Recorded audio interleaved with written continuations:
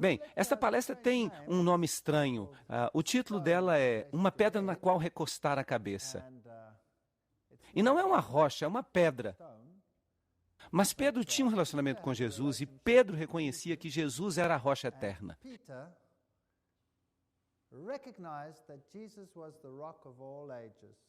Ele era a verdadeira pedra deste planeta. E então nós precisamos reconhecer que necessitamos ter um relacionamento com Jesus Cristo. Agora, esta palestra começa com uma profecia interessante. E nós já falamos um pouco dessa profecia.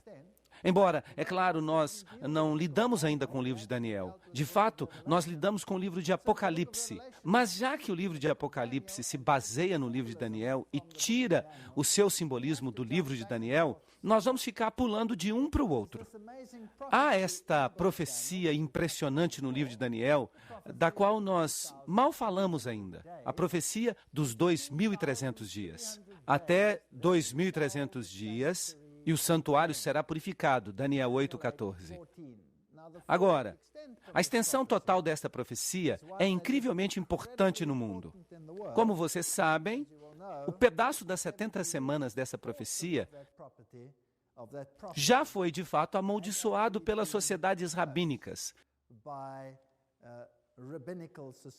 porque ele aponta para o Messias, para Jesus Cristo como o único Salvador. De fato, a profecia começa desde a publicação do decreto para restaurar e reconstruir Jerusalém, e esse decreto foi promulgado quando Assuero o publicou em 1457 a.C. E este decreto dá os períodos de tempo exatos da restauração de Israel. E dá também o período exato da vinda do Messias, do príncipe. E também a semana em que a sua morte seria realizada como sacrifício. Tudo isso está incluído nesta profecia fantástica. E há um pedaço da profecia que é cortado para os judeus, mas a profecia continua por 2.300 dias, e então o santuário seria purificado. Agora, se você pegar o princípio dia-ano, 2.300 anos, então você chega à data de 1844, e nós não podemos fazer sentido desta data a menos que nós compreendamos os princípios envolvidos. Mas há toda uma palestra que vai vir, que é chamada de 1844, o massacre final. E nós vamos falar mais sobre isso naquela palestra.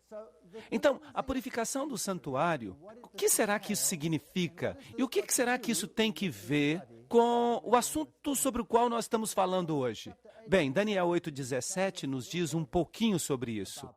E ele se aproximou de onde eu estava, e ele veio, e eu estava com medo, e caí sobre o meu rosto. Mas ele me disse, compreenda, filho do homem, pois a visão se refere ao final dos tempos. Então, esta visão que Daniel teve, ela não tinha que ver com o seu próprio tempo. Esta é a parte da profecia que fala das 2.300 tardes e manhãs. Ela não se refere ao tempo de Daniel. Ela se refere ao tempo do fim. Não acerca do fim do tempo, mas do tempo do fim. Então, quando foi que o tempo do fim começou? E o que essa profecia nos diz? Daniel 8,26 fala, e a visão das tardes e manhãs, isto é, a profecia dos 2.300 dias, que lhe foi dada é verdadeira. Portanto, encerra a visão, pois ela se refere a muitos dias. Assim, esta visão das 2.300 tardes e manhãs é encerrada. É uma visão selada. É uma visão fechada. Uma visão que não vai ser compreendida até o tempo do fim. Pois a visão se refere ao tempo do fim. Assim, o decreto para reconstruir Jerusalém, como eu disse, foi promulgado em 457 a.C. De fato, houve 3 decretos, mas só um decreto tratou da liberdade política total em relação à reconstrução de Jerusalém. Todos os outros decretos se referiram apenas ao templo. Então, este é o único que nós podemos usar.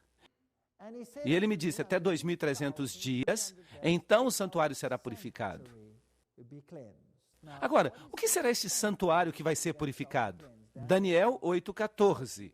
a profecia dos 2.300 anos tinha um pedaço que era chamado de profecia das 70 semanas. 70 vezes 7 dias, igual a 490 dias, 490 anos. E se nós começamos com 457 a.C., isso termina no ano 34 depois de Cristo. E esse período é dividido em semanas. É uma profecia fantástica. E ela nos diz que na metade desta última semana, ele, o Messias, seria sacrificado e oferecido. Então, o sistema de sacrifícios terminaria, porque o sistema de sacrifícios, é claro, era um tipo do seu próprio sacrifício. Então, quando Jesus morre, esse sacrifício, esse sistema de sacrifícios chega ao fim. Não é mais necessário. Ele serviu de tipo para o que viria. Bem, o ano 34 depois de Cristo, o que aconteceu nesse ano? Em 34 depois de Cristo, Estevão foi apedrejado. E o evangelho passou para os gentios. De fato, Jesus disse aos discípulos: ide primeiramente aos filhos perdidos de Israel. Então, mesmo depois da crucifixão, havia uma obra a ser feita pelos judeus. Mas então, em 34 depois de Cristo, Paulo foi chamado, e ele se tornou o apóstolo dos gentios. Pedro teve uma visão naquela época, na qual ele foi levado até Cornélio, que não era judeu. Ele estava muito relutante de ir, mas Deus lhe deu uma visão de animais impuros e um lençol que descia, e Pedro interpreta esta visão na frente de Cornélio, em Atos capítulo 10, e diz a ele: Deus me mostrou que eu não posso chamar a nenhum homem de impuro. Então, o evangelho agora passa para os gentios. Mas esta visão continua. E ela vai terminar, se você fizer a soma, no ano de 1844. Agora, a gente prova o pudim comendo-o. E o fato de que a primeira parte da profecia é cumprida à risca, nos diz que esta última parte da profecia deve ser mais interessante ainda para nós. Mas Daniel não compreendeu a visão. Ele só ouviu que ela seria selada até o tempo do fim. Agora, a purificação do santuário, o santuário terreno, ocorria no final do ano judaico. Era o dia do julgamento, simbolizando o julgamento final. Hoje nós chamamos esse dia de Yom Kippur. E o Yom Kippur simbolizava esta purificação. Agora, nós vamos lidar com isto em mais detalhes. O sumo sacerdote, ele entrava no Santíssimo, e quando o sumo sacerdote saía do Santíssimo, ele fazia expiação por todo o santuário, purificando das iniquidades ali registradas. Isso significa que todo o pecado que era registrado era tipicamente removido do santuário. Então, em outras palavras, até o registro do pecado era removido. Isso significa que os redimidos vão comparecer diante de Deus um dia, como se eles jamais tivessem pecado. Não haverá sequer o registro dos seus pecados, pois a redenção em Cristo é completa. Então, desde 1844, se estamos falando da purificação do santuário no seu sentido antitípico, nós estamos vivendo no que a Bíblia chama de a hora do juízo de Deus. E desde 1844, tem havido alguns eventos fortes neste planeta que realmente precisam ser explicados. Agora, quando os selos dessa visão deveriam ser removidos?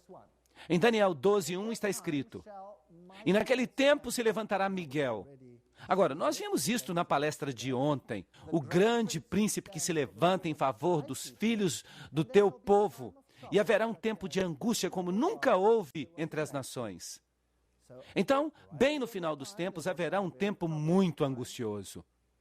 E naquele mesmo tempo, o teu povo será libertado, todos os que forem encontrados no livro. Então, algum tempo após este evento, este planeta, como conhecemos, chegará ao fim e algo vai tomar o seu lugar. Haverá libertação. E Daniel 12:4, mas tu, Daniel, encerra as palavras e sela o livro até o tempo do fim. Muitos correrão de um lado para o outro e o conhecimento aumentará. Obviamente, o principal conhecimento aqui é o conhecimento da palavra de Deus. Ele aumentará aqui no tempo do fim para fazer com que todas essas coisas sejam compreendidas. Em outro sentido, o conhecimento, é claro, também aumentará num sentido literal. Daniel 12, 7 a 9. E será por um tempo, tempos e metade de um tempo. Agora, esta frase você vai reconhecer pelas muitas vezes que nós já nos referimos a ela. E quando se acabar a destruição do poder do povo santo, estas coisas todas se cumprirão. Ok, fascinante. Mas o que isso nos diz? Bem, o livro todo de Daniel, o capítulo lida com a batalha entre o bem e o mal. E esta é uma referência ao sistema do anticristo. Em Daniel capítulo 7, nós temos todos os detalhes disso. Desse poder que se levanta e que durante 1260 anos, ou 1260 dias proféticos, ou 42 meses proféticos, ou 3 anos e meio proféticos, esse sistema destruirá os santos.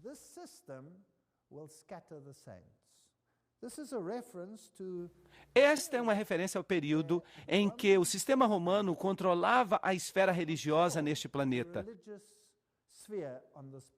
e perseguia o povo de Deus e o destruía. Então, depois de um tempo, 2 tempos e metade de um tempo, e quando se acabar a destruição do poder do povo santo, que é exatamente o que o homem do pecado fez, estas coisas todas se cumprirão. Então, quando é este tempo do fim? Quando ele se levanta? Em algum momento depois de 1798, porque este poder atuou de 538 depois de Cristo a 1798, quando Berthier selou o sistema, acabou com ele e disse: este sistema tem que chegar agora a um fim.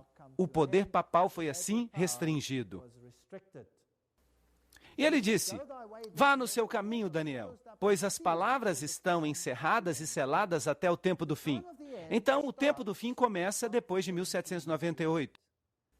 Agora, quando nós falamos sobre o livro de Apocalipse, nós de fato chegamos até este capítulo fantástico, o capítulo 11, no qual alguma coisa se levanta de um abismo sem fim. Vocês se lembram disso? Uma besta se levanta do abismo sem fim. O mesmo período é mencionado em Apocalipse capítulo 11, como o tempo quando o reino das trevas começará a ser manifesto aqui neste planeta.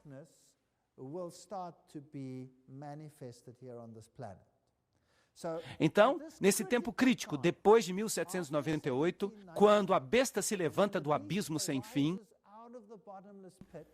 a primeira coisa que ela faz é guerra contra as 2 oliveiras. Vocês se lembram disso? A palavra de Deus. E nós temos 2 palestras inteiras sobre como a palavra de Deus foi atacada e como ela tem sido manipulada por este mesmo poder. Agora, vocês acham que Deus deixaria este mundo sozinho e permitiria que este reino das trevas espalhasse os seus inúmeros erros sem alguém que o contivesse? Vocês acham que ele seria capaz de fazer isso? Porque este reino de trevas vai englobar o mundo inteiro. O reino das trevas vai controlar o mundo inteiro, a Bíblia diz. Todo mundo se maravilhará após a besta. Todos se prostrarão diante dela. Em Apocalipse capítulo 17, a mulher montada na besta tem na sua fronte escrito mistério, Babilônia, a grande prostituta que faz com que todos os povos bebam da ira do vinho da sua fornicação. Então, siga o seu caminho, Daniel, pois as palavras estão encerradas e seladas até o tempo do fim. Obviamente, o tempo do fim começa depois de um tempo, 2 tempos e metade de um tempo. Então, por volta de 1798, alguma coisa deve acontecer para contra-atacar este sistema. Mateus 24, 21 a 22. Pois então virá a grande tribulação, como nunca houve desde o início deste mundo, e nem nunca haverá. E a menos que esses dias sejam abreviados, nenhuma carne se salvaria. Mas por causa dos eleitos, estes dias serão abreviados. Isso de fato é uma referência aqui em Mateus 24 a esse período de 1260 dias, que vai ser um período de tribulação terrível e que será seguido depois por um tempo de grande angústia. Angústia como nunca terá existido sobre este planeta. Mas este período de tempo é muito importante. Este período de 1260 dias é repetido 7 vezes no livro de Apocalipse como o período de um grande pesadelo. Mas Deus abreviou o tempo das trevas. E como ele fez isso? Vocês se lembram o que ele fez para abreviar a idade das trevas? Ele trouxe a reforma. Assim, em vez de as trevas terem controle total por 1260 anos, a reforma abreviou esse período e espalhou a sua luz. Mas este sistema estava determinado a vencer a reforma. E nós vimos como ele tentou fazer isso. Se Deus não tivesse feito sua intervenção, se ele não tivesse trazido a reforma, tudo já teria acabado. Ninguém teria sido salvo, porque então toda a luz deste planeta teria sido extinta. Mas por causa dos eleitos, aqueles dias serão abreviados. W.E.H. Lecky, no livro História da Ascensão do Racionalismo na Europa, diz: a Igreja de Roma derramou mais sangue inocente do que qualquer outra instituição que já existiu. É impossível formar um conceito completo das multidões de suas vítimas. Este é um fato muito triste e teria eliminado todos os vestígios da verdade se Deus não tivesse feito algo. Aqui estão os grandes monumentos dedicados aos reformadores. Muitos morreram na fogueira, mas eles estavam determinados a falar a palavra de Deus e a disponibilizar a palavra de Deus para todas as pessoas. Então, Marcos 13, 24 diz que depois daqueles dias, ou naqueles dias após essa tribulação, este período que é mencionado 7 vezes na Bíblia, neste período após essa tribulação, o sol escurecerá e a lua não dará a sua luz. Haverá sinais celestiais, Marcos 13, 24. Mas para quem serão esses sinais celestiais? Para aqueles que não conhecem a Bíblia ou para aqueles que conhecem a Bíblia? Obviamente, para aqueles que conhecem a Bíblia. Mas foram espalhados, foram perseguidos. A Bíblia diz em Daniel, quando ele, o sistema do anticristo, conseguir espalhar o poder do povo santo,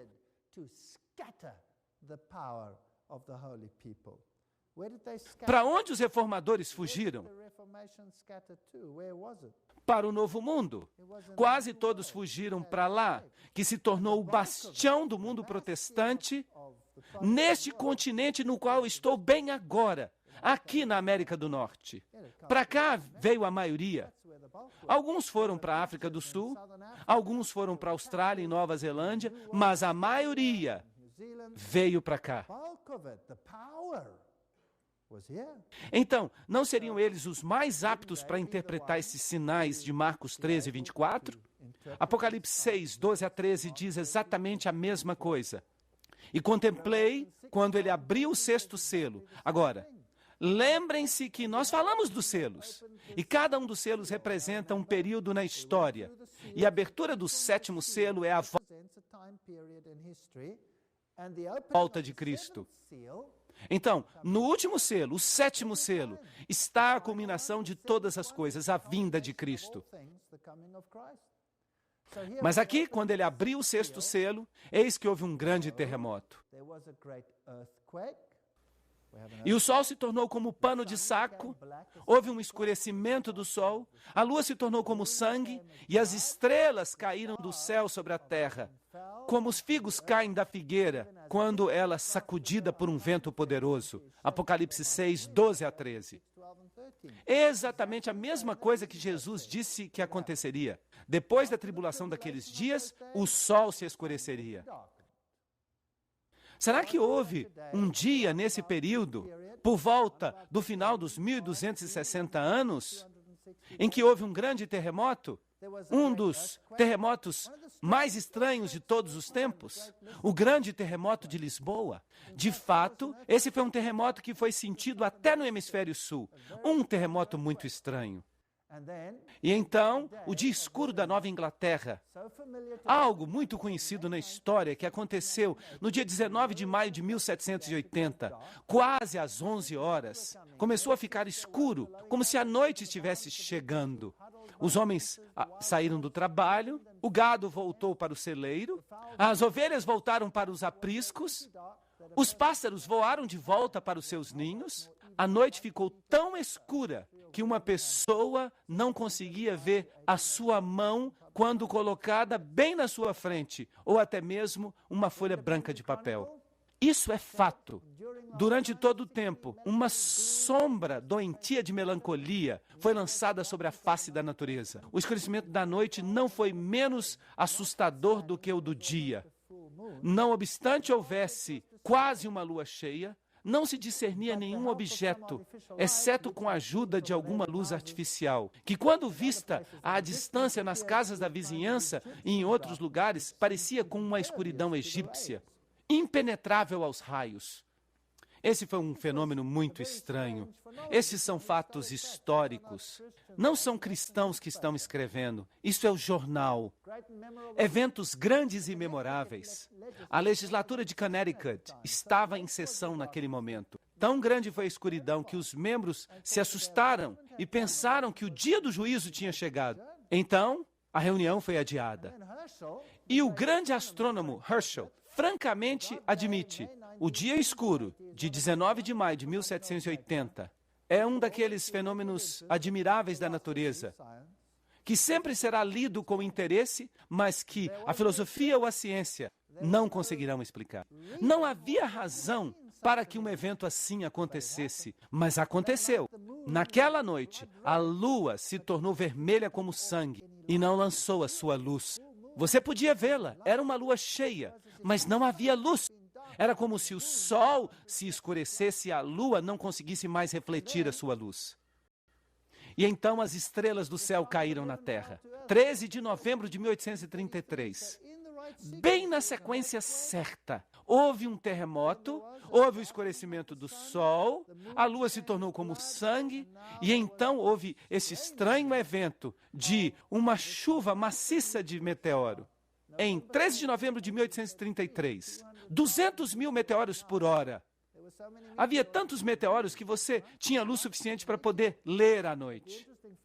Mas o fato interessante é que ele não aconteceu como está aqui sendo mostrado nesta figura. Os meteoros pareciam vir de um ponto central e se espalhar pelo céu. Não obstante, os meteoros geralmente caem assim, ao acaso.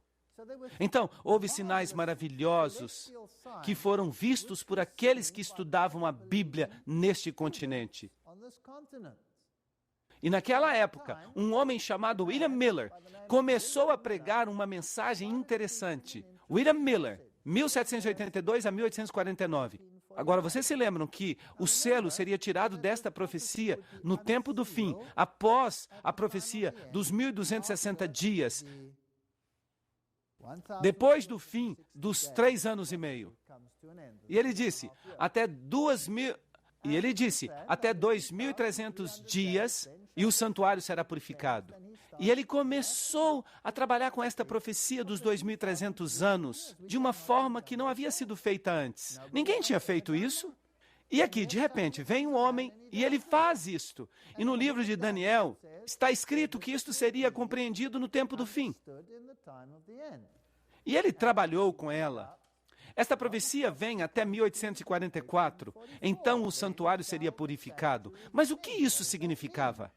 E ele ficou ali pensando nisso, ele não sabia o que significava, então ele imaginou, talvez a terra vai ser purificada. Então, como isso podia ser interpretado?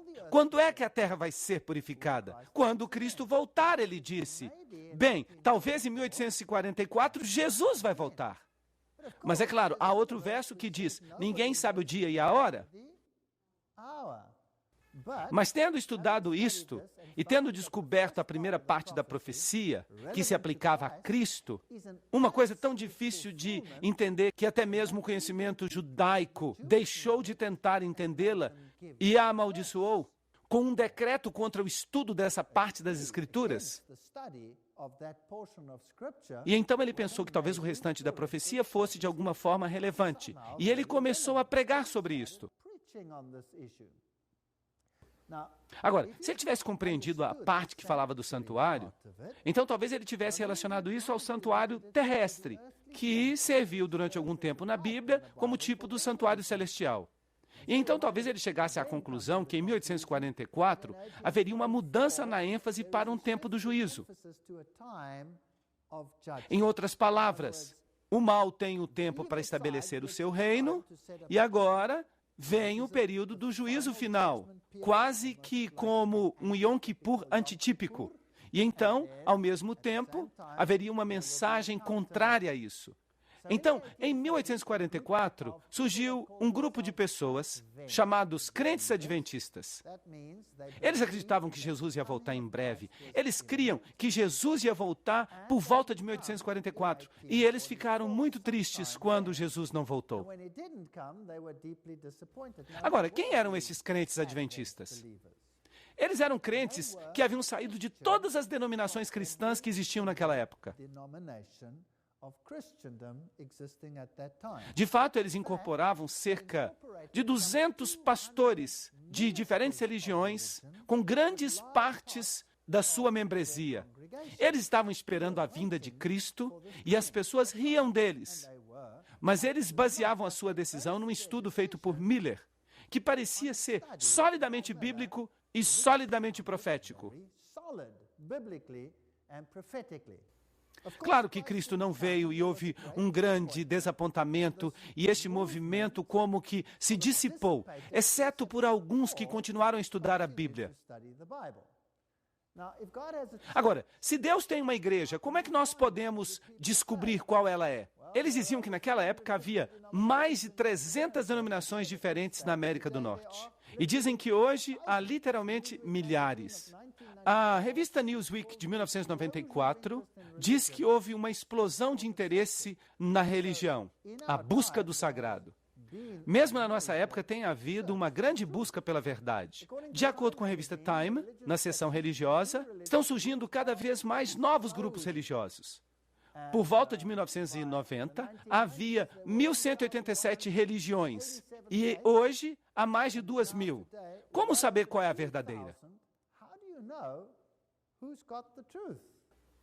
Bem, aqui está um livro chamado Conflito Religioso, que é uma correspondência amistosa entre uma sociedade protestante e uma católica. Trata-se de um livro escrito pelo reverendo John Milner.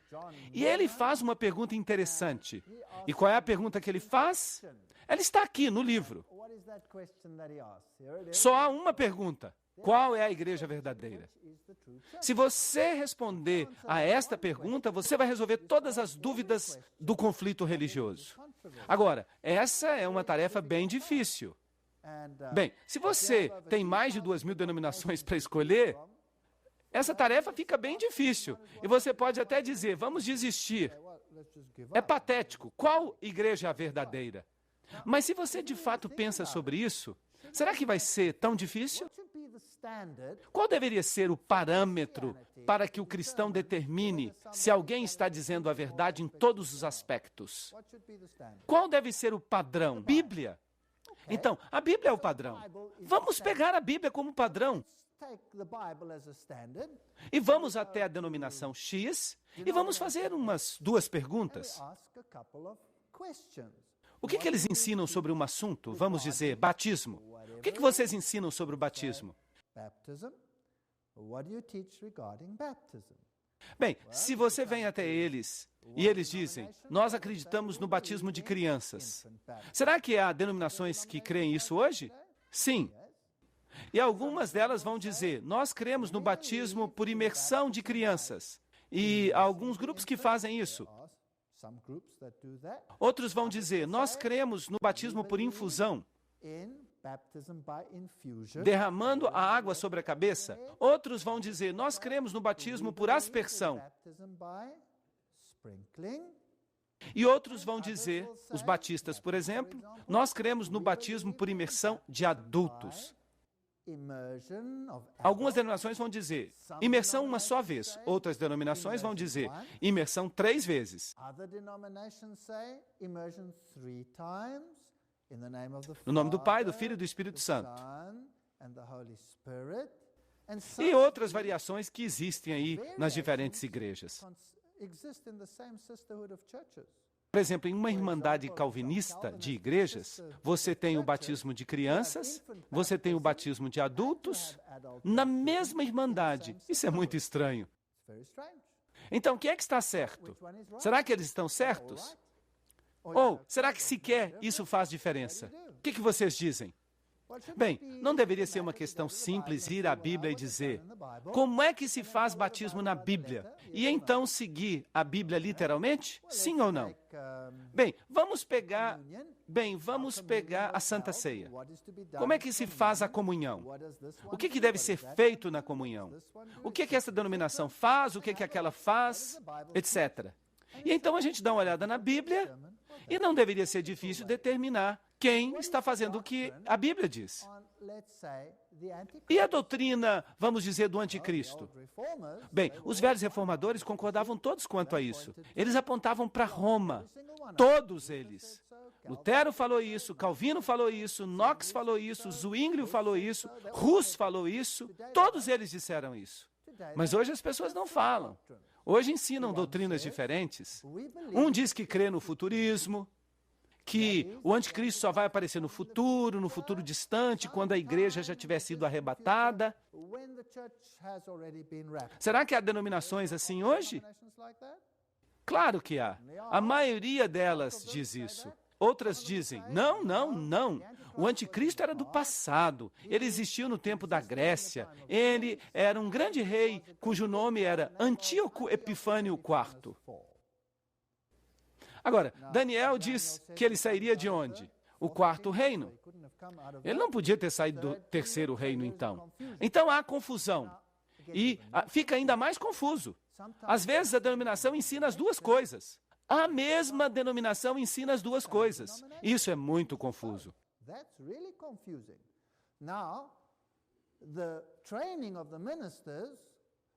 Por exemplo, uma denominação ensina o preterismo, que ele veio no passado, no tempo da Grécia, e ensina também o futurismo, que ele vai vir no futuro.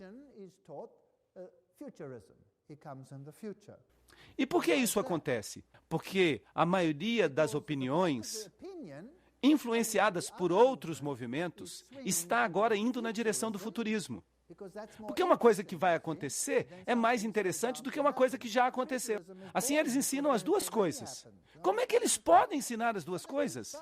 Que ele veio no passado, mas que ele está voltando no futuro? Será que isso faz algum sentido? Mas nós temos todas essas doutrinas. Não deveria ser uma questão simples, apenas ir à Bíblia e perguntar o que a Bíblia diz, e então ser fiel à Bíblia. E, eventualmente, alguém vai ter que fazer isso. Vai ter que voltar a harmonizar essas doutrinas com a Bíblia. Sim ou não? Então, qual é a igreja verdadeira? Bem, na minha opinião, é aquela que fica 100% com a Bíblia. De fato, o livro de Apocalipse revela as características desse remanescente. E vocês se lembram que ontem nós falamos sobre essa mulher de branco? E eu comparo a filha de Sião a uma mulher linda e delicada, Jeremias 6:2. Dizei a Sião, tu és o meu povo, Isaías 51:16. Então, a igreja de Deus se relaciona a esta mulher delicada. E tenho ciúmes de ti com grandes ciúmes, pois eu te esposei como único marido, para que eu pudesse te apresentar como virgem casta a Cristo. 2 Coríntios 11:2. Trata-se da mulher, a igreja. Lembram em Apocalipse 12:6? A mulher fugiu para o deserto, onde ela tinha um lugar preparado por Deus, para que ele pudesse alimentá-la durante 1260 dias.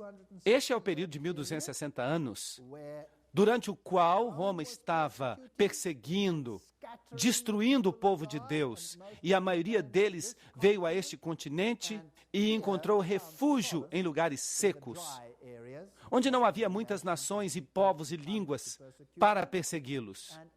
E depois desse período, o que aconteceu? Nós falamos sobre isso na noite passada. Apocalipse 12, 13. E quando o dragão viu que foi lançado na terra, ele perseguiu a mulher. E à mulher foram dadas 2 asas. E voou para o deserto. E foi alimentada por 1 tempo, 2 tempos e metade de 1 tempo, diante da face da serpente. E então, que data nós temos aqui? 1798, depois de 1 tempo, 2 tempos e metade de 1 tempo, e então a serpente lançou água da sua boca. O que é isso? Nações de novo, nações, como um dilúvio após a mulher, para que pudesse fazer com que ela fosse carregada pelo dilúvio. E a terra ajudou a mulher, e a terra abriu a sua boca e engoliu as torrentes que o dragão havia lançado de sua boca. E o dragão se irou contra a mulher, e foi pelejar contra o remanescente da sua semente. Aqui nós temos o primeiro atributo, que guarda os mandamentos de Deus, e o segundo atributo, que tem o testemunho de Jesus Cristo. Então, depois dos 1260 dias, o dragão faz guerra com o remanescente, que guarda os mandamentos e tem o testemunho. O que é esse remanescente? Obviamente, um remanescente é alguma coisa que resta, que parece com o original. Então, se o original era um grupo que acreditava na Bíblia, que acreditava na salvação em Cristo e em Cristo apenas, então o remanescente deve ter a mesma crença. Exceto que ele também tem essa característica importante, que é que ele guarda os mandamentos, que alguns dos anteriores também fizeram. Os valdenses guardaram os mandamentos e foram perseguidos, por exemplo, com respeito à questão do sábado. Assim, a Igreja de Deus se levantaria em algum tempo depois de 1798 numa terra de liberdade política e religiosa. Apocalipse 14, 12. Aqui estão aqueles que guardam os mandamentos de Deus e a fé de Jesus. Notem que não diz a fé em Jesus, mas diz a fé de Jesus, que é muito mais do que a fé em Jesus. Significa ter a mesma confiança e dependência em Jesus que Jesus tinha no Pai. É isso que significa. Significa um relacionamento muito forte com Jesus Cristo. Bem-aventurados são aqueles que guardam os mandamentos para que possam ter o direito à árvore da vida e possam entrar pelos portões na cidade. Apocalipse 22, 14. Isso implica que os mandamentos vão se tornar um teste nos últimos dias. E isso vai estabelecer uma distinção entre aqueles que seguem a Deus e os que não seguem. Não significa que você vai ser salvo porque guarda os mandamentos. Significa simplesmente que eles estabelecerão uma distinção. Então, bem-aventurados aqueles que guardam os seus mandamentos. Não aqueles que falam dos seus mandamentos, mas que os guardam. Eles poderão entrar. Eles terão direito a entrar. Se me amais, guardareis os meus mandamentos. João 14, 15. Você sabe, João capítulo 14 é um capítulo fantástico. Começa com, não se turbe o vosso coração. E então diz, na casa do meu pai há muitas moradas. Eu vou preparar-vos lugar. E então diz, eu voltarei e vos levarei para onde eu estou. Esta é a bendita esperança, a vinda, o retorno de Jesus Cristo. E então, no mesmo capítulo está escrito, se me amais, guardareis os meus mandamentos.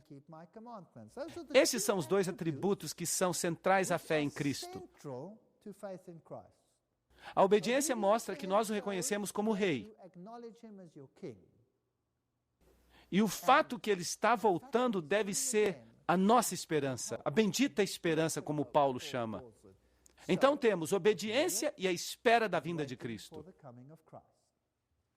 Então, as 2 características distintivas da igreja remanescente de Deus são, ela guarda os mandamentos de Deus, isso não faz sentido, isso não é biblicamente correto, e número 2, ela tem o testemunho de Jesus. Nós não sabemos o que é isto, mas o que quer que seja, é isso que ela precisa ter.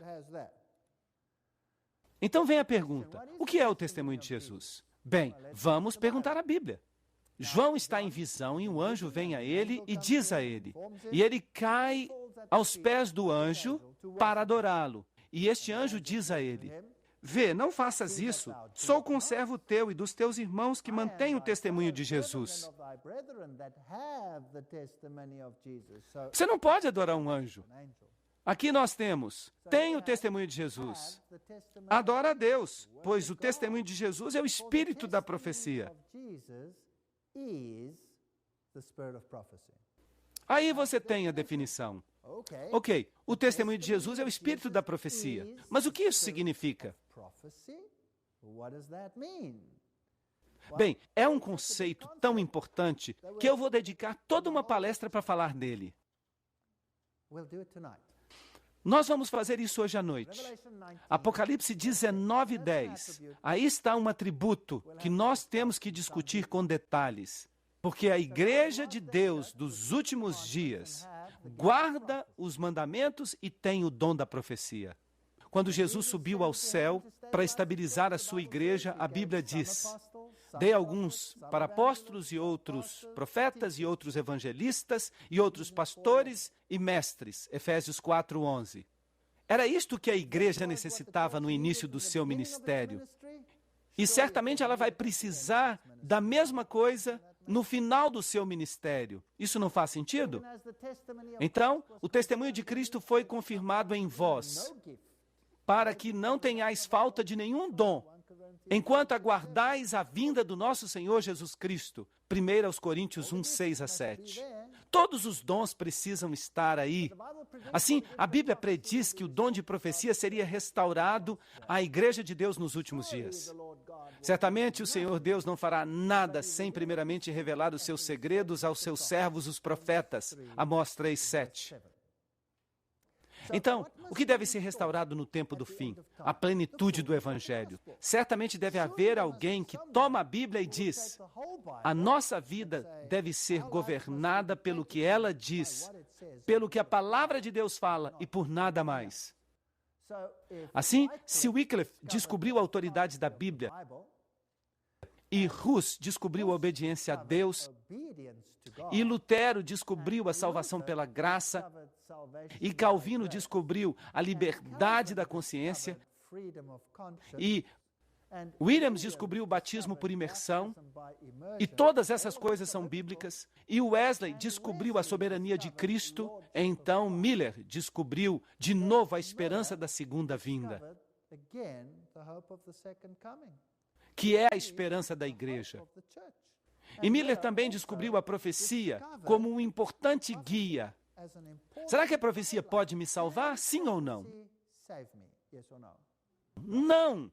Eu posso saber tudo sobre a profecia, e isso pode não representar nada para a minha salvação. Mas o que é que a profecia pode fazer?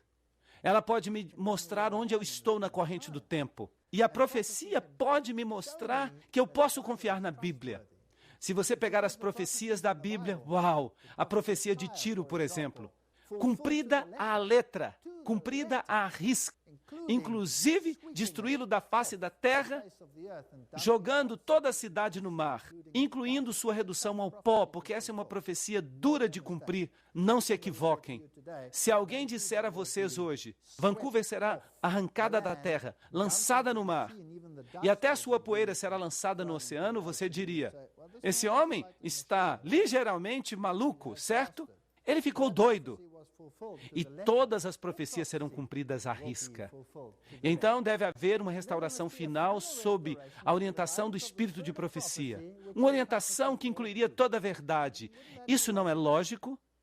Essa é uma coisa lógica. Mas e se esta organização, ou se esta verdade, entrar em contato com todas as outras que não conseguiram superar o seu fundador? Então, infelizmente, haverá um conflito entre elas, entre todas elas.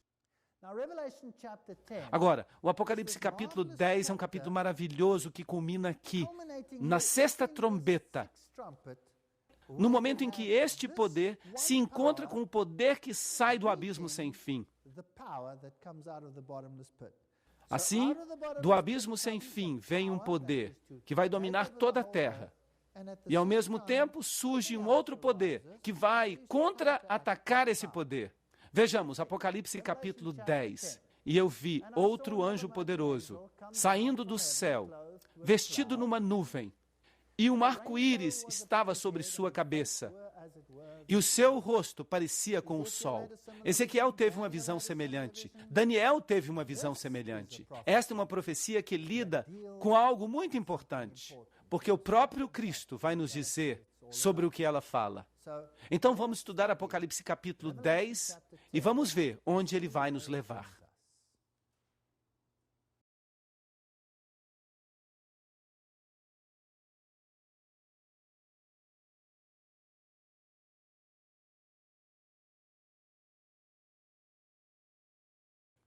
Em Apocalipse capítulo 10, como nós já vimos, este anjo poderoso com o arco-íris sobre a cabeça, o rosto como o sol, os pés como pilares de fogo, ele tinha nas mãos um livrinho aberto. E isso é fascinante. Eu ouvi uma voz do céu que me dizia: sela o que os 7 trovões pronunciaram e não escreva. Os 7 trovões, ou a voz de Deus, se você preferir, as estações de modo geral, mas ele tinha em suas mãos um livro selado. Interessante. Onde na Bíblia nós lemos sobre um livro selado? Em Daniel. De fato, a profecia das 2.300 tardes e manhãs em Daniel é a única profecia em toda a Bíblia que é selada. E é selada até quando? Até o tempo do fim. Agora, nós estamos estudando o livro de Apocalipse. Toda vez que nós chegamos até o 6º período, nós chegamos ao período após 1798. Isso não é interessante? Esse é exatamente o período certo da Revolução Francesa, de Apocalipse capítulo 11. O poder que vem do abismo sem fim, que faz guerra contra a palavra de Deus e contra a verdade de Deus. Todas essas coisas acontecem por volta daquela data. Mas Deus diz: aqui está um rolo na minha mão. Sela o que os 7 trovões pronunciaram e não o escreva. E um anjo que eu vi em pé no mar e na terra ergueu a sua mão para o céu. E eu jurei por aquele que vive para todo sempre, que criou os céus e as coisas que há nele, e a terra e as coisas que há nela, e o mar e as coisas que há nele. O que é isso? Este é o selo de Deus. Este é o selo de Deus. Ele criou os céus, as coisas que há nele, a terra, as coisas que há nela, o mar, as coisas que há nele. E onde é que nós encontramos essa parte das Escrituras no Velho Testamento? Em que mandamento? No 4º mandamento. Esse mandamento dá validade a toda a lei, porque ele é o selo da sua autoridade. Eu faço esta lei porque eu sou o Criador dos céus e da terra, o mar e tudo o que há nele. Assim, o selo de Deus aparece aqui. E não deveria mais haver tempo. Que tempo? Ou ele está falando do tempo do fim, como alguns interpretam, ou significa que não haverá mais tempo profético. Qual é a profecia de tempo mais longa da Bíblia? A profecia das 2.300 tardes e manhãs. E este período estava agora chegando ao fim. E aqui estava o livro e ele estava aberto. Obviamente, ele tinha sido fechado e selado. O que vai acontecer com este rolo agora? A profecia das 2.300 tardes e manhãs é a única que foi selada. O que vai acontecer com ela? Bem, ele diz ao profeta: vai e toma o livrinho que está aberto na mão do anjo. Toma-o e come-o. Ok? O que isso significa? Internalize, coloque as ideias dentro de você. E ele vai ser um pouco amargo no teu estômago, mas ele será doce como mel na tua boca. Pergunta: o que vem primeiro quando você come? A boca ou o estômago? A boca vem primeiro e depois vem o estômago. Então, quando ele estiver internalizando este rolo, que é a palavra de Deus, uau, doce. E então, amargo. Tudo bem. E eu peguei o livrinho da mão do anjo e eu devorei. E na minha boca ele foi doce como mel. E ele disse, tão logo quanto eu o comi, eu o digeri, por assim dizer, internalizei, o meu estômago ficou amargo. E ele me disse, tu deves profetizar diante de muitos povos, nações, línguas e reis. Uau, isso é interessante. Então, esta nova comissão aqui é uma comissão mundial. Muitos povos, nações, línguas e reis. Uma comissão mundial. Agora, profetizar de novo? Por quê? Será possível que, uma vez que você comeu este livro, uma vez que você internalizou a profecia, você pode então pensar, uau, esta notícia é uma doce notícia. Uma coisa vai acontecer que acabará com toda a angústia aqui na terra. E então isso não acontece. E você descobre que você tem que se arrastar, você tem que passar por tudo de novo. Isso é interessante. E então há muitos povos e nações e línguas e reis. Bem, vamos dar uma olhada aqui em Jeremias 15:16. Tuas palavras foram encontradas e eu as comi. E a tua palavra foi uma alegria e um gozo para o meu coração. Pois eu sou chamado pelo teu nome, ó Senhor, Deus dos exércitos. Então, comer a palavra de Deus pode nos trazer alegria. Ezequiel capítulo 3, 3 e 4. E ele me disse, filho do homem, faze o teu estômago devorar este rolo, para que ele encha as tuas entranhas. Bem, eu não estou falando aqui de um biscoitinho. Este é um rolo, um livro que eu te dei. Então eu comi e ele foi na minha boca tão doce quanto o mel. E ele me disse, filho do homem, vai até a casa de Israel e fala as minhas palavras àquela casa. Será que agora alguém compreende o que significa comer a palavra de Deus? Significa internizá-la, compreendê-la e então sair para pregá-la. Agora, Ezequiel recebeu a comissão de ir e pregar a Israel apenas. Esta comissão anterior era para pregar a quem? A todas as nações, povos, línguas e tribos. Essa era a comissão anterior. Aqui, então, nós temos uma comissão interna, um rolo que deve ser compreendido, que deve ser pregado. Agora, lembrem-se, em 1844, por volta desta data, Miller tinha pregado. Parece-me que a profecia dos 2.300 dias, exatamente o tempo correto, ele começou a estudar um livro que tinha sido selado, e agora este livro está aberto. E os cristãos do mundo inteiro se juntam para estudar isso. Lembrem que cerca de 200 pastores de diferentes denominações estudaram estas profecias. E agora eles decidiram, uau, isso talvez signifique que Jesus está voltando. Esta é uma mensagem doce. Talvez nós nunca mais tenhamos que nos preocupar com nada. E eles se prepararam para a volta do Senhor, mas ele não veio. E então, ele se tornou amargo no seu estômago. E muitos deles ficaram desapontados. Somente um núcleo permaneceu e disse, alguma coisa está errada. Nós devemos ter compreendido alguma coisa de forma errada. Nós passamos por alto alguma coisa. Agora, isto é justo da parte de Deus ou é injusto da parte de Deus? Será que Deus agiu assim no passado por alguma razão especial? A resposta é sim. Apocalipse 10, 11. Tu precisas profetizar de novo diante de muitos povos, nações, línguas e reis. Vocês se recordam quando os judeus crucificaram a Jesus? Como é que os apóstolos e os seguidores de Cristo ficaram? Eles ficaram desanimados, destruídos. Por quê? Porque eles acreditavam que Jesus nunca seria crucificado. Nunca seria crucificado. Eles acreditavam que ele anunciaria a si mesmo como Messias e que o reino seria inaugurado. Esta era uma mensagem doce, mas em que ela virou? Amargura e dor. E aqui nós temos dois homens a caminho de Emaús, arrastando os pés. Eles estavam tão desanimados, eles se sentiam tão miseráveis. Por quê? Porque a sua doce expectativa tinha virado amargura. E então, um terceiro lhes apareceu e disse, deixa-me explicar para vocês as Escrituras.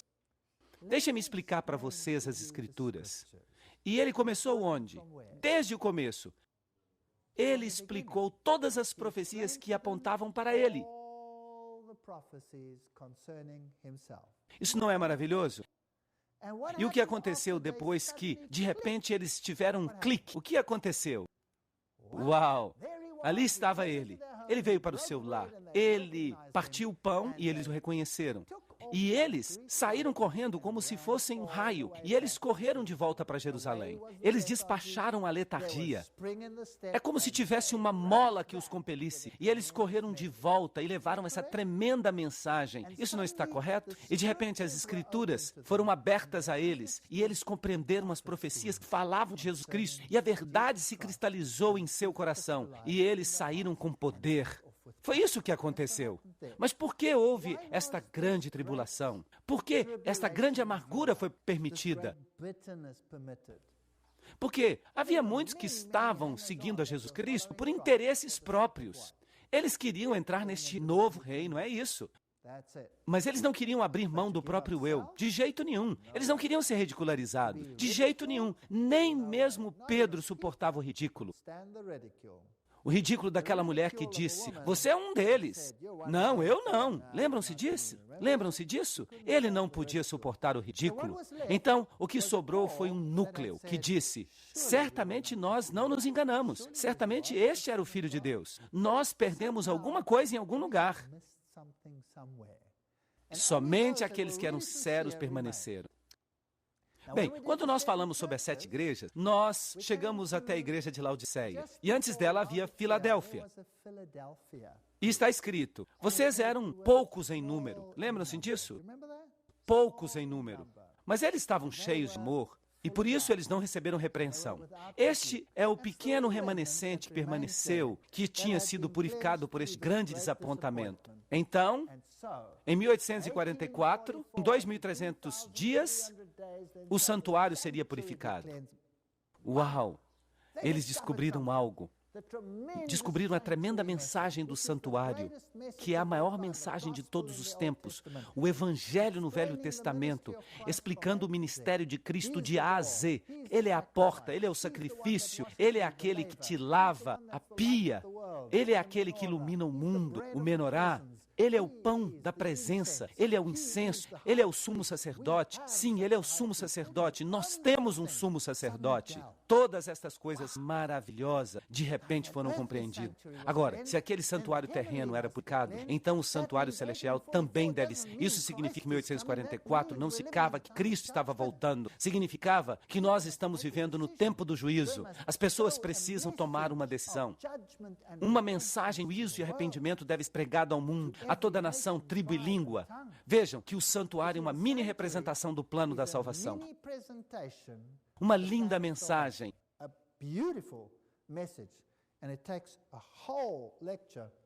Mas o que precisa ser profetizado de novo? O que é isso? Que mensagem é esta que deve ir a todo mundo nesse tempo de conflito, quando Satanás está estabelecendo o seu reino?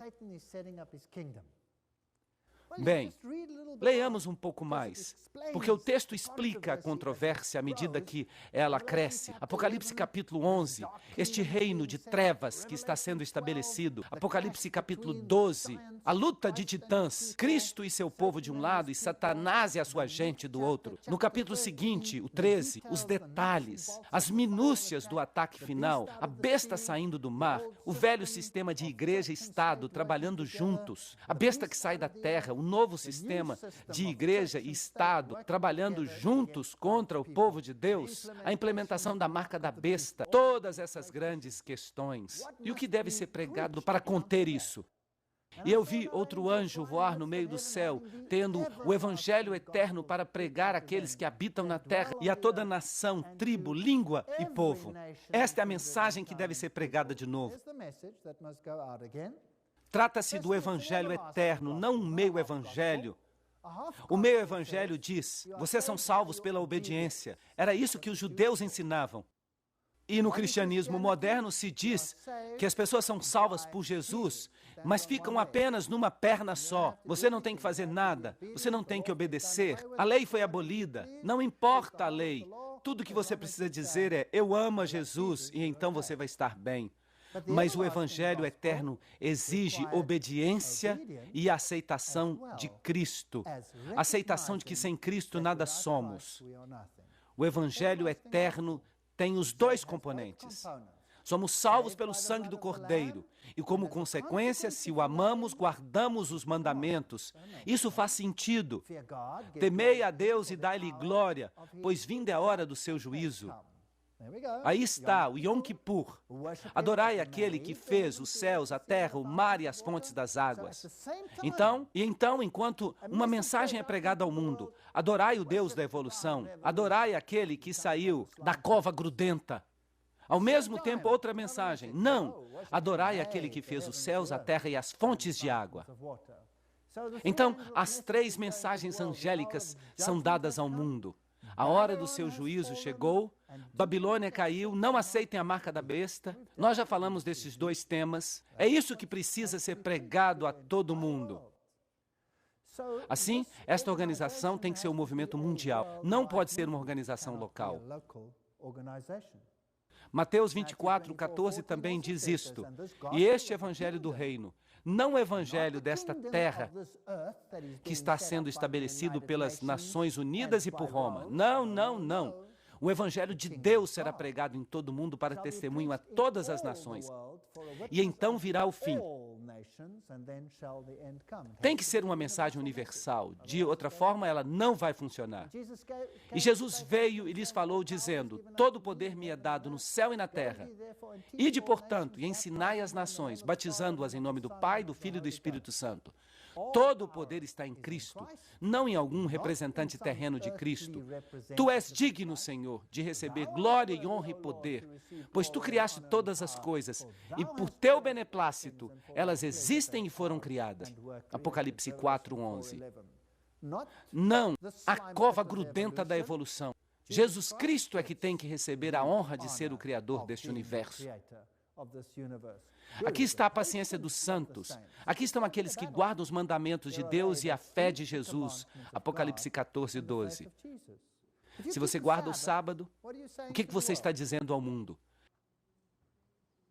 Eu creio que Deus criou o mundo em 6 dias. Pois em 6 dias o Senhor fez os céus, a terra, o mar e tudo que está neles. Portanto, o Senhor ordenou que guardássemos o santo dia de sábado. Percebem? Aí está. Simplesmente por guardar o sábado, eu fico na garganta da filosofia mundial. Na garganta. Tu, Daniel, sela as palavras, sela o livro, até o tempo do fim. Muitos correrão de um lado para outro, tentando compreender as profecias, mas o conhecimento aumentará. Ela será compreendida no tempo do fim. Esta dádiva de Deus virá à frente mais uma vez. Então, no mesmo período de tempo em que Deus levanta este contramovimento para encarar o mundo, você tem a maçonaria chegando ao mundo, removendo Jesus Cristo. Você tem o espiritismo ensinando que não há morte, que a vida continua para sempre. Você tem a teosofia que ensina que Lúcifer é o verdadeiro Filho de Deus. Você tem todos os tipos de profetas falsos, dos quais nós já falamos. Você tem Joseph Smith, você tem Blavatsky, você tem Alice Bailey. E eles escreveram toneladas de livros que são a literatura das grandes instituições deste mundo. As Nações Unidas reconhecem esta literatura como a fonte de seus recursos. O movimento mórmon, as testemunhas de Jeová, todos esses movimentos, o sacerdócio no movimento mórmon é removido de Cristo e é dado ao homem. A ordem de Melquisedeque, as testemunhas de Jeová removem a Jesus Cristo. O movimento da ciência cristã diz, nós somos deuses e somos eternos. Todos esses movimentos surgem no mesmo período de tempo. E aqui está outro pequeno movimento que deve contra-atacá-los. A mensagem de Deus é uma mensagem de separação. Apocalipse 18:4. Saí dela, povo meu, para que não sejais partícipes de seus pecados e para que não recebais as pragas. Portanto, saí de seu meio, sede separados, diz o Senhor, e não tocais nada impuro, e eu vos receberei, segundo aos Coríntios 6:17. Qual que é a mensagem do reino terreno? Inclusão, aproximação. E aqueles que adotarem a separação, mais cedo ou mais tarde serão expostos. É isso que diz Alice Bailey. E o que Robert Schuller diz? o antigo secretário-geral das Nações Unidas. Se você não se unir a nós, você tem o espírito de separação e mais cedo ou mais tarde você vai se arrepender disso. Não foi ele que disse isso? Nós temos aqui um conflito de ideais. O que significa ser ecumênico? A palavra ecumênico é derivada da palavra grega oikumene, que pode ser traduzida como todo mundo habitado. E eles dizem que quando se vê o mundo como sendo de Deus e as pessoas como sendo a imagem de Deus, essas pessoas então estão sendo chamadas para proteger o bem-estar de todos. Aqui está o problema. Oikumene significa que todos ficam juntos. O sacerdote J. Cornell afirma que o objetivo final do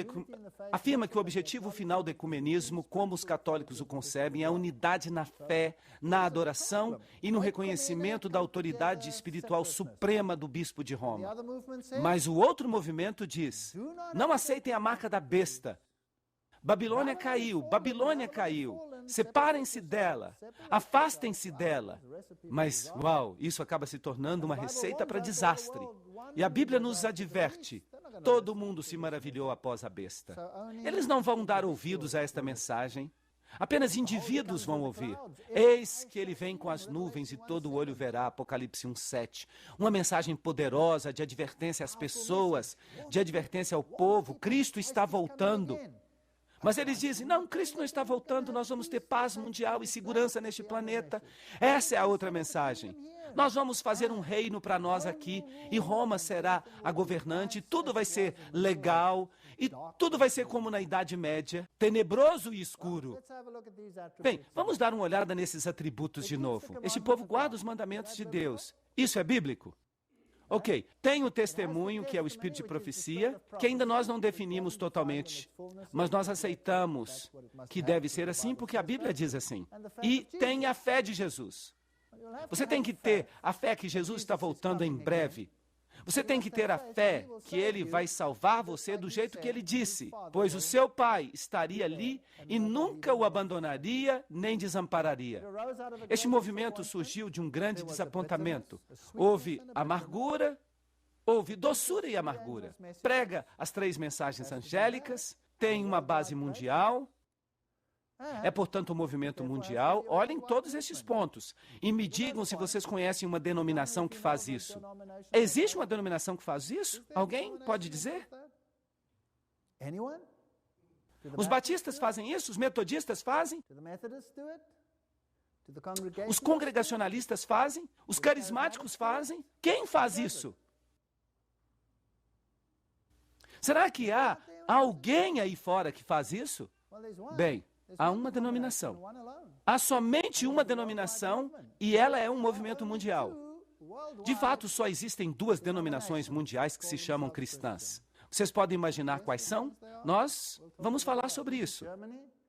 Aqui está, na Alemanha, um jovem com rádio, satélite. O maior evangelismo via satélite do mundo hoje é realizado pela igreja na qual você está se sentando aqui. O maior evangelismo via satélite do mundo. Aqui está na Alemanha. Instituições, hospitais. Isto aqui também é na Alemanha. Esta aqui está em Roma, bem no centro de Roma. Instituições imensas. Aqui estão mais alguns hospitais, este é na Suíça, este é na Inglaterra, uma das nossas faculdades na Inglaterra. Essa aqui é uma campal que aconteceu na Inglaterra. Eu fui o orador desta campal. Havia 1000 pessoas lá. Um tremendo ministério de saúde, o Hospital Santa Helena, um hospital adventista, o Hospital de Loma Linda. Toda essa cidade é basicamente adventista. Um ministério de saúde aqui. Nesta farmácia não se vendem medicamentos, somente medicamentos alternativos. É uma medicina da saúde. Este aqui é um pequeno instituto de saúde lá nas montanhas da Noruega, com um pequeno ginásio, com uma pequena mensagem de saúde. Eles partem o pão, que não está cheio de químicos, que não está cheio de produtos químicos, e eles fornecem para toda a Noruega. Toda a Noruega compra pão desta padaria que vende um pão alternativo, sem quaisquer acetatos de sódio, ou quaisquer componentes prejudiciais que eles colocam no pão. Uma publicadora, uma escola, uma fazenda orgânica, uma fazenda saudável. que leva as pessoas de volta a um estilo de vida saudável. Cristo sempre lidou com as necessidades físicas, bem como com as necessidades espirituais. E é por isso que este povo também se preocupa com as necessidades físicas e com as necessidades espirituais. Eles se preocupam com o solo para que a vida volte por meio das plantas. Vocês sabiam que a Igreja Adventista é líder mundial neste campo? No mundo todo. Ela tem uma organização chamada ADRA, que estabelece organizações que ensinam as pessoas a plantar. Isso as ajuda. A ADRA ensina as pessoas a terem negócios saudáveis, autossustentáveis. Aqui está a Coreia. Aqui temos as partes mais escuras da África. Vocês podem ir e fazer um culto debaixo das árvores com eles. Este aqui é em Zimbábue, este aqui é em Malawi, este aqui é um hospital. Se você está na Alemanha, se você é turista, você recebe uma lista de hospitais. Se você vai para a África, por exemplo, você terá uma lista ali de hospitais adventistas. Todo turista na Alemanha pode receber uma lista dessa de sua agência de turismo. Porque eles dizem, esses aqui são os únicos hospitais que você pode ter certeza que você vai estar seguro neles. Eles têm muita higiene e eles cuidam bem de você. E eu lhes digo que os hospitais na África, eu tenho um filho que é médico, e alguns desses hospitais da África são absolutamente horrendos. Vocês não acreditariam na petição de miséria em que estes hospitais ficam. Mas quando você vai aos hospitais adventistas, eles são limpinhos, eles são higiênicos. Aqui está outro dos hospitais, ali está uma escola de teologia, aqui está uma família muito boa. Eu amo esta família, eles são tão lindos. Vejam quão ricos eles são. Vocês podem ver suas roupas modernas e quão legais eles são? Estas pessoas são de fato muito pobres. E ali está uma pequena casa na qual eles vivem. Ali está o homem e sua esposa. Ele pertence à tribo Nu. Ele e sua esposa. Que homem dedicado. Ele sai, ele não tem nenhum dinheiro, ele viaja por todo o mundo. E ele prega a mensagem com tanto poder. Eles me hospedaram uma vez. Eu dormi no chão, porque eles não tinham camas. Então, nós dormimos no chão. Mas que povo maravilhoso. De fato, são irmãos e irmãs. Eu tenho muito orgulho deles. Aqui estava eu na África pregando nesta igreja. Eu lhes digo que é uma coisa muito diferente pregar na África. É uma coisa maravilhosa. Não, este culto não começou às 9 horas. Havia uma palestra às 9 horas. Então, por volta das 11 horas, nós chegamos à igreja. Foi um pesadelo para mim. Não havia nenhuma alma na igreja. E eu pensei, perdemos. Nós tínhamos que chegar aqui às 9. E ele me disse, não, eles não chegaram ainda. E eles começaram o culto por volta das 12 horas. Na África, as coisas só começam depois que todo mundo já chegou. Isso é lógico. Então, para que se preocupar com o tempo? Porque, percebam vocês, os relacionamentos são mais importantes para eles do que o tempo. Por exemplo, enquanto eu estava viajando com este camarada, ele de repente viu uma velha senhora na estrada carregando uma sacola. Então ele parou o carro, e vocês deviam ter visto o carro. O fato de esse carro andar já era um milagre. Mas não se importem. Ele para o carro, ele sai do carro, ele conversa com a velha, ele pega a sacola e ele caminha com ela por quase 1 quilômetro.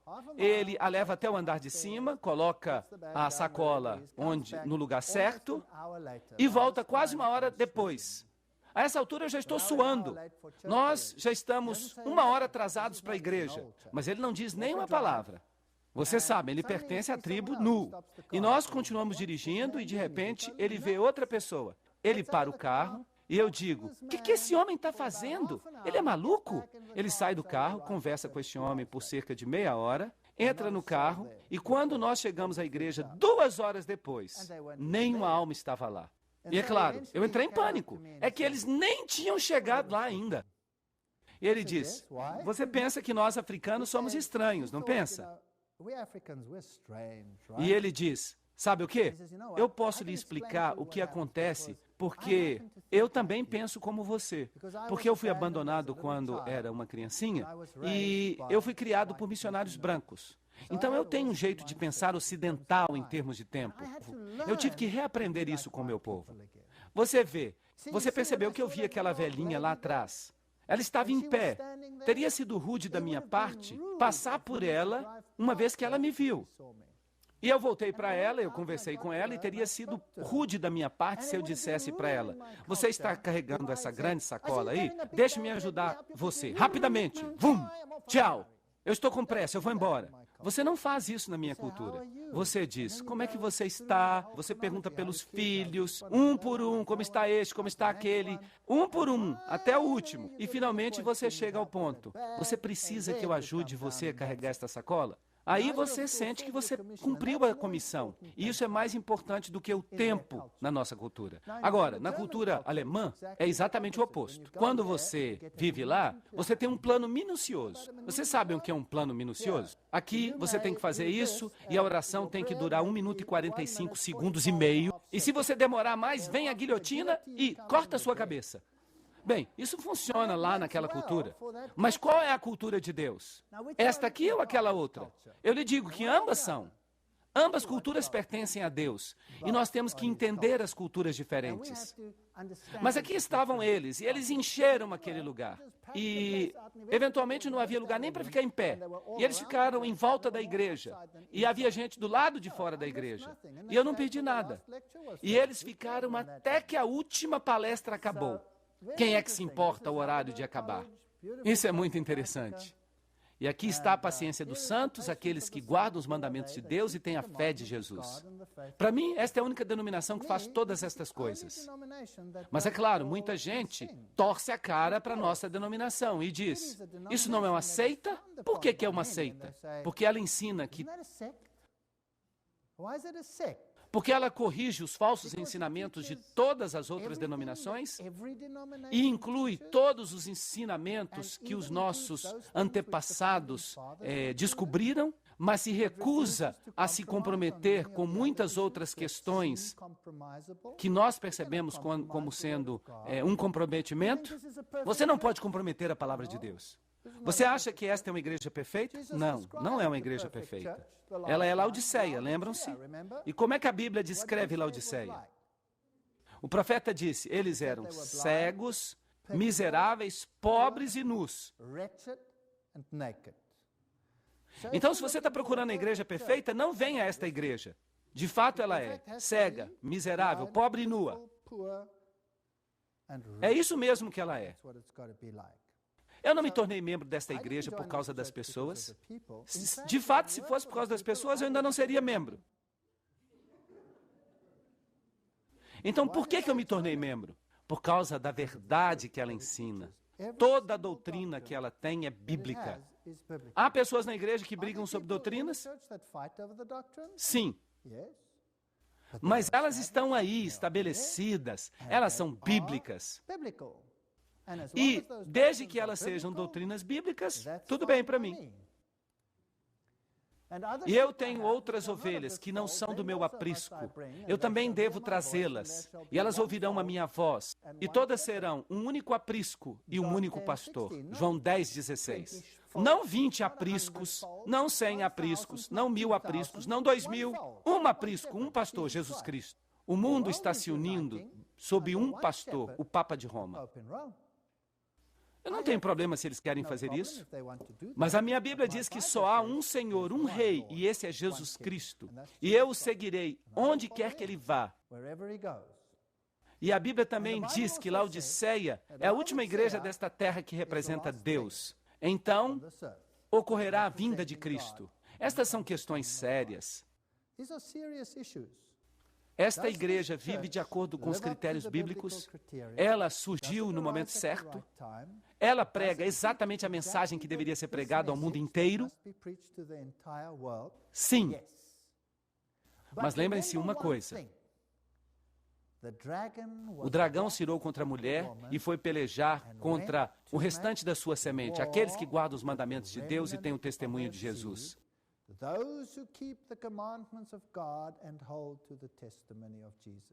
Se você quer pregar paz e quietude, não venha para esta igreja. Porque a ira do dragão que nós experimentamos aqui.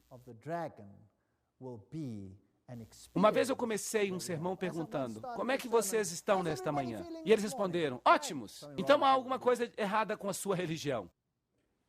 Porque neste mundo vocês terão tribulação, vocês terão problemas, mas tenham bom ânimo. Eu venci o mundo, diz Jesus. Então não esperem uma igreja perfeita, esperem a verdade. E onde há verdade, há também as pessoas que amam a verdade.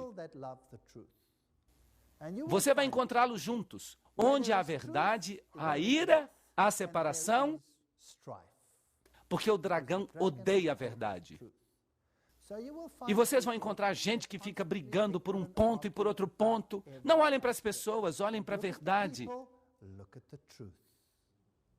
E Deus será o único no qual você poderá depender 100%.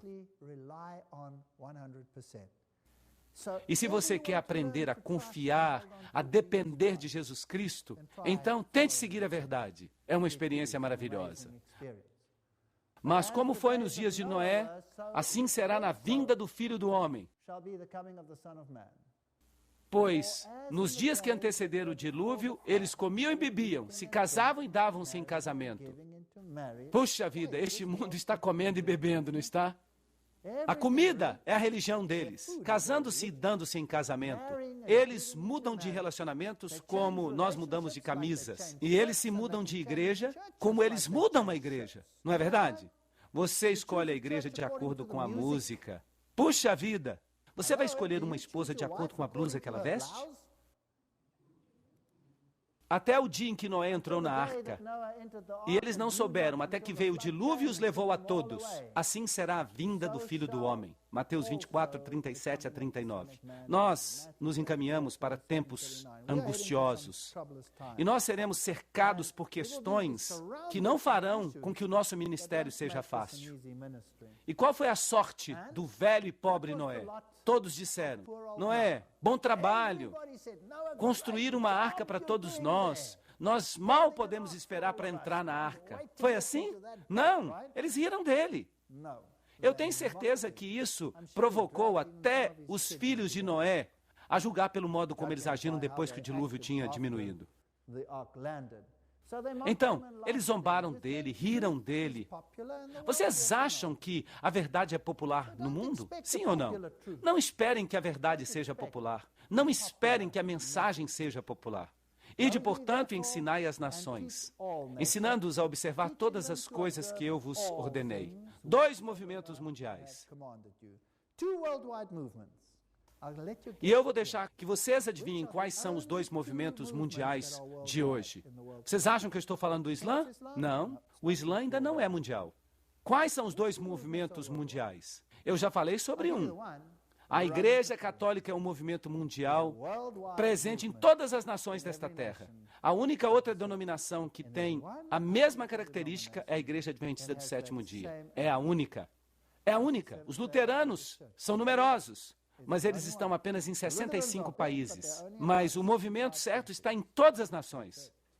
E eis que eu estou convosco todos os dias até a consumação do século. Mateus 28, 19 a 20. Bem, a cura física, tanto quanto a cura espiritual. Tu serás chamado reparador de brechas, restaurador dos caminhos. Se desviares o teu pé de profanar o sábado, de fazer o que te é agradável no meu santo dia, e chamares o sábado de deleitoso, santo dia do Senhor, digno de honra, Isaías 58, 12 a 13. O restaurador da brecha. Fizeram uma brecha na lei. Essa brecha precisava ser restaurada. O sábado precisava ser restaurado. 2 denominações. Esta é a Sociedade Bíblica Americana e as missões da igreja. Está bem pequeno, mas eu coloco aqui só para referência. Aqui estão todas as denominações do mundo. Estes são todos os países do mundo. Você vai ver XXX em todos eles, representando os protestantes. E aqui estão os adventistas. Não o Criador do universo, em Gênesis 2, 1 a 3, mas a Igreja Católica pode dizer que tem a honra de ter dado ao homem uma pausa em seu trabalho a cada 7 dias. A razão e o senso comum exigem a aceitação de entre 2 alternativas. Ou você escolhe o protestantismo e a guarda do sábado, ou o catolicismo e a guarda do domingo. Não tem meio termo. Foi isso o que a Igreja Católica escreveu no Espelho Católico em 1893. Que denominação protestante guarda o sábado? Havia 2, 3, 4, 5, 6, mas vagarosamente elas se tornaram apenas em um grande oponente desta mensagem. O domingo é, portanto, até este dia, o filho reconhecido da Igreja Católica como esposa do Espírito Santo, sem uma única palavra de contestação do mundo protestante. Exceto uma denominação. Vocês podem ler a Bíblia de Gênesis e Apocalipse e vocês nunca encontrarão uma única linha autorizando a santificação do domingo. As Escrituras recomendam a observância religiosa do sábado, um dia que nós nunca santificamos. O cardeal Gibbons, a fé dos nossos pais, é isso que Roma diz. O que mais Roma diz? O domingo é puramente uma criação da Igreja Católica. Revista Católica Americana, 1883. O domingo foi instituído por legislação da Igreja Católica exclusivamente. A observância do domingo pelos protestantes é uma homenagem que eles prestam, sem o saberem, à autoridade da Igreja Católica. Mas os protestantes dizem: como é que eu posso receber os ensinamentos de uma igreja apóstata? Como, nós perguntamos, vocês conseguiram receber os seus ensinamentos a vida toda em oposição direta àquela que nós reconhecemos como ensinadora, a Bíblia, nesta questão do sábado? Os católicos vão direto ao ponto nesta questão. Eles dizem no Espelho Católico: aqueles que seguem a Bíblia como seu guia, os israelitas e os adventistas do sétimo dia, têm o peso completo da evidência a seu favor. Enquanto isso, os protestantes não têm uma única palavra em sua defesa para a substituição do sábado pelo domingo. Roma está zombando do mundo protestante. E então, eles dizem: os adventistas são o único corpo de cristãos com a Bíblia como sua ensinadora e que não encontram nenhum incentivo em suas páginas para a mudança do dia, do sétimo para o primeiro. É por isso que se chamam adventistas do sétimo dia. Roma sabe por que nós somos chamados adventistas do sétimo dia. Será que o mundo também não deveria saber? A Igreja Católica mudou a observância do sábado para o domingo, por direito da autoridade divina e infalível dada a ela pelo seu fundador Jesus Cristo. Os protestantes, que alegam que a Bíblia deve ser sua única norma de fé, não têm o direito de observar o domingo. Nesta questão, os adventistas do sétimo dia são a única denominação protestante consistente. No Boletim Universal Católico, 1942, a Igreja Católica diz que nós somos os únicos protestantes consistentes que ainda restam neste mundo. E quem eles identificam como sendo estes? Os adventistas do sétimo dia. Agora, imaginem isso. A repreensão cai sobre quem? Roma é repreendida porque eles mudaram a lei de Deus. E os protestantes são repreendidos porque eles seguiram Roma. E os dois grupos vão ficar zangados com quem? Os dois grupos vão ficar zangados com a Igreja Adventista do sétimo dia. Por quê? Porque a Igreja Adventista do sétimo dia, como o próprio nome indica, é uma repreensão para eles. Eles acham seu nome irritante, sétimo dia. Nós guardamos a lei de Deus, nós tentamos, nós tropeçamos, caímos, levantamos pela graça de Deus, mas nós dizemos: esta é a verdade. E nós tentamos viver a verdade pela graça de Deus. Nós estamos dizendo que somos perfeitos? Número 2. Nós, adventistas, aguardamos a bendita esperança. Não estamos interessados em um reino mundano, e é por isso que todos nos odeiam, e eles nos chamam de seita. Bem, eles também chamaram a igreja de Paulo de seita. O que é uma seita? Eu pergunto, o que é uma seita? Uma seita é alguém que tem um ensinamento fora da Bíblia. É um ensinamento fora da Bíblia no mundo. A Igreja Católica Romana é a maior seita deste planeta todo. Mas a Igreja Adventista do sétimo dia, conforme as suas doutrinas fundamentais anunciam, nós, adventistas, não temos outro credo a não ser a Bíblia, nenhum outro credo. Aqui está o sentinela da Igreja Católica de Santa Catarina, 1995. E o que o cardeal escreve? As pessoas que acham que as Escrituras deveriam ser a única autoridade, deveriam, logicamente, se tornar adventistas do sétimo dia e guardar o sábado. A Igreja Católica sabe o que a nossa igreja é, mas eles dizem: nós não vamos obedecê-la, e é melhor que vocês obedeçam a nós. O Papa lançou uma cruzada em defesa do domingo. Ele queria garantir que ninguém trabalhasse no domingo e que o domingo fosse celebrado como o dia do Senhor. E a Igreja de 27º Dia disse: lamentamos, mas nós não podemos participar. A Bíblia diz outra coisa e vocês sabem. Então, não é de se admirar que em 1999, numa reunião entre denominações, em que todas as religiões compareceram, eles condenaram os cristãos fundamentalistas que abusam do discurso e cujos esforços para converter outros incitam ao ódio e à violência. Este não é um esforço para converter ninguém. Isso é estabelecer a verdade no mundo. O que você faz com isso é problema seu. Você tem a liberdade de escolha. Este é o maior dom que Deus lhe deu. Esta é a verdade. Eu já falei para vocês para se converterem em alguma coisa aqui? Não. Eu simplesmente digo a vocês o que a Bíblia fala. Isso é o que eles dizem e isto é o que a Bíblia diz. A escolha é de vocês, isso é tudo. E todos que estavam presentes concordaram em 2 pontos. Que o Papa João Paulo II deveria ser considerado, por consenso, como o guia espiritual principal do nosso planeta e seu supervisor. E, em segundo lugar, que os fundamentalistas religiosos que se recusam a participar do movimento ecumênico global deveriam ser silenciados. Eles deveriam ser denunciados como extremistas perigosos, cheios de ódio. Eu não posso impedi-los de fazer isso. Eu não posso impedi-los de fazer isso, mas Jesus disse: ide a todo mundo e pregai a verdade, não meia verdade, não uma mentira. A parede de separação entre a igreja e o Estado, que foi erigida pelos humanistas seculares, Deus o proíba, e outros inimigos, Deus o proíba ainda mais, da liberdade religiosa, tem que ruir. Aqueles que se opõem a nossas opiniões são os novos fascistas. Keith Tournier, na revista Time, de 1995. Então, a gente vê que a igreja está disposta a perseguir. Mas em vão eles me adoram, ensinando doutrinas e mandamentos de homens. Mateus 15:9. Se me amais, guardareis os meus mandamentos. João 14:15. Esta é a mensagem, simplesmente isso. O suprassumo da mensagem. Você tem que escolher Jesus Cristo ou escolher o mundo. A escolha é sua. E o Espírito e a noiva dizem: vem. E que aquele que escuta diga: vem. E aquele que tem sede, venha. E quem quer que seja, que ele beba livremente da água da vida. Apocalipse 22:17. Esta é a sua escolha. Liberdade de escolha.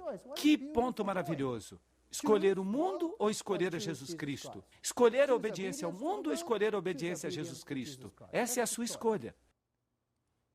Jesus vai voltar em breve. E eu acredito que ele vai levar os seus filhos para o céu. E a Bíblia diz: guardai os mandamentos de Deus para que tenhais o direito a entrar. Não porque os mandamentos salvam você, mas porque eles dizem onde é que você coloca a sua lealdade.